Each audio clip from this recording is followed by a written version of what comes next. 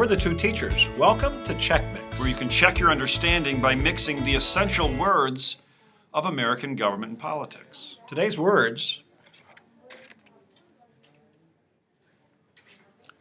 turnout. Andy, the sine qua non of any democracy is the election box. And here in America, that election box isn't as full as you might think. Voting turnout tends to be lower in this democracy when compared to other democracies, and we can debate why that is. But Andy, in a primary election, you might be lucky to get 25%. But even in those large presidential national elections every 4 years, turnout in America tends to be between 55% and 60% of eligible voters. McCulloch versus Maryland, one of the premier Supreme Court cases that strengthens the power of the central government. It did two things.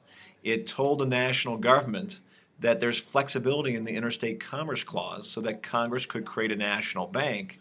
And it also told states that states and local governments were not allowed to tax national government entities, thus making essentially the national government supreme in the area of commerce. How do they mix? Andy, when I was in my first political science class, the teacher wrote on the board, all politics is local. And Andy, we still believe that. Our democracy's founded on grassroots activity. Well, with McCulloch v. Maryland, where the national government received more and more power, where more and more of the decisions were centralized, more and more of our politics isn't local. It's coming out of Washington, D.C., and I think this lowers turnout. Well, in some areas, you see heightened turnout when you have a local economic issue where a state's trying to take control. Like, no better example than referendums throughout states to legalize medical marijuana, or in Colorado's case, to legalize marijuana. When you have those referendums about a specifically local issue, it's amazing how you see higher turnout.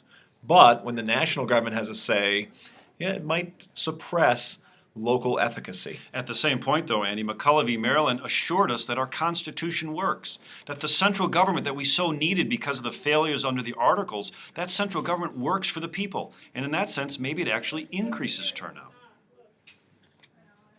McCulloch v. Maryland. Turnout. Check mix. No fancy words. No fancy suits. Plain talk about issues you need to know. Just in time.